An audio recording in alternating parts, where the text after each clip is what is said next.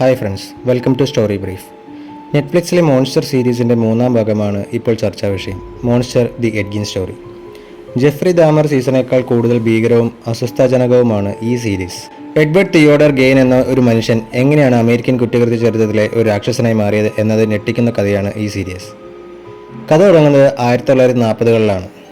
വിസ്കോൺസിനിലെ പ്ലെയിൻഫീൽഡിലുള്ള വിജനമായ ഒരു ഫാമിലാണ് എഡ്ഗിനും ചേട്ടൻ ഹെൻറിയും അമ്മ ഓഗസ്റ്റയും താമസിക്കുന്നത്.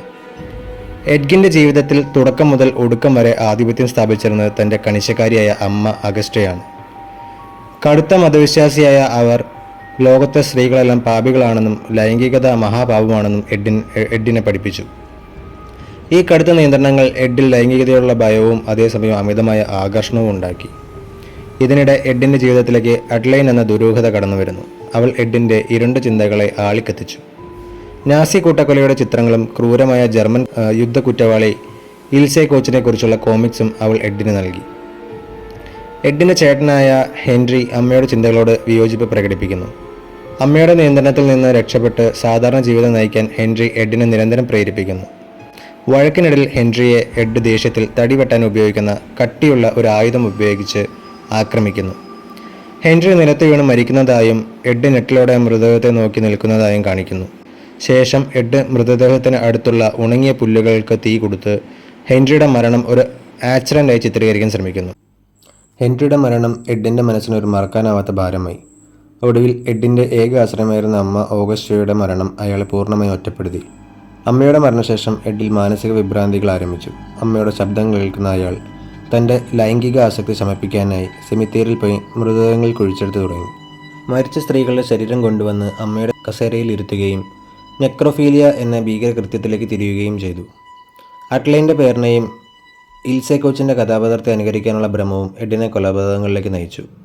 ബാർ ജീവനക്കാരിയായ മേരി ഹോഗൻ, ഹാർഡ്വെയർ കടയുടമയായ ബെർണീസ് വേർഡൻ എന്നിവരെ അയാൾ കൊലപ്പെടുത്തി.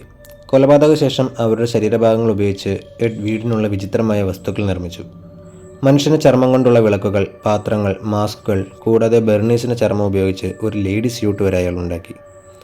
ബെർണീസിൻ്റെ മകൻ ഫ്രാങ്ക് വേർഡൻ്റെ അന്വേഷണമാണ് എഡിൻ്റെ അറസ്റ്റിലേക്ക് നയിച്ചത്. എഡിൻ്റെ വീട്ടിലെത്തിയ പോലീസുകാർ കണ്ട ഞെട്ടിക്കുന്ന കാഴ്ചകൾ എഡ്ഗിൻ്റെ മാനസിക നിലയുടെ ഭീകരത വിളിച്ചോതി.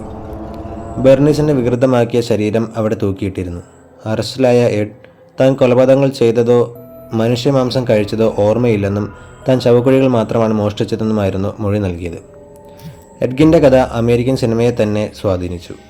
ഹിച്ച്കോക്കിൻ്റെ സൈക്കോ പോലുള്ള ക്ലാസിക് സിനിമകൾക്ക് എഡ് പ്രചോദനമായി.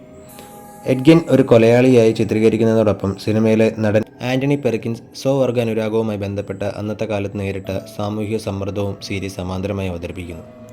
വിചാരണയിൽ എഡിന് മാനസിക പ്രശ്നമാണെന്ന് കണ്ടെത്തി. ഇതോടെ ശിക്ഷയിൽ നിന്ന് അയാളെ ഒഴിവാക്കി മാനസിക ആരോഗ്യ കേന്ദ്രത്തിലേക്ക് മാറ്റി. നീതി നിഷേധിക്കപ്പെട്ടതിൽ ഫ്രാങ്ക് വേർഡൻ കടുത്ത ദുരിതത്തിലായി. മാനസികാരോഗ്യ കേന്ദ്രത്തിൽ വച്ച് എഡ് തൻ്റെ വിഭ്രാന്തികളെ ഇൽസെ കോച്ച്, ക്രിസ്ത്യൻ ജോർസൈൻ എന്നിവരുമായുള്ള സാങ്കല്പിക സംഭാഷണങ്ങളിലൂടെ നേരിടാൻ ശ്രമിച്ചു. പിന്നീട് മറ്റൊരു സീരിയൽ കില്ലറായ ടെഡ് ബണ്ടിയെ പിടികൂടാൻ പോലീസിന് സഹായം നൽകിയതിലൂടെ തനിക്ക് മോചനം ലഭിച്ചുവെന്ന് എഡ് വിശ്വസിക്കുന്നു.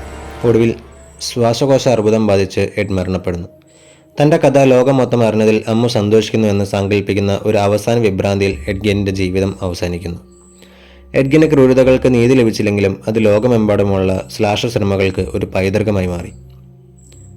ഈ സീരീസ് അനാവശ്യമായ ഭീകരതയും എഡിൻ്റെ ചെയ്തികളെ ന്യായീകരിക്കുന്നതിലുള്ള ദുരൂഹതയും കൊണ്ട് പ്രേക്ഷകരെ അസ്വസ്ഥരാക്കുന്നു. അമിതമായ വയലൻസ്, മൃതദേഹങ്ങൾ വികൃതമാക്കൽ എന്നിവ കാണാൻ ബുദ്ധിമുട്ടുള്ളവർ ഈ സീരീസ് ഒഴിവാക്കുന്നതാണ് നല്ലത്. എങ്കിലും ഒരു യഥാർത്ഥ ക്രൈം കഥയുടെ ഞെട്ടിക്കുന്ന ആവിഷ്കാരം എന്ന നിലയിൽ ഇതൊരു മികച്ച ശ്രമമാണ്. ഇന്നത്തെ വീഡിയോ ഇഷ്ടമായെങ്കിൽ ചാനൽ സബ്സ്ക്രൈബ് ചെയ്യുക, ലൈക്ക് ചെയ്ത് കമൻറ്റുകൾ രേഖപ്പെടുത്തുക. അടുത്ത വീഡിയോയിൽ കാണാം. ബൈ.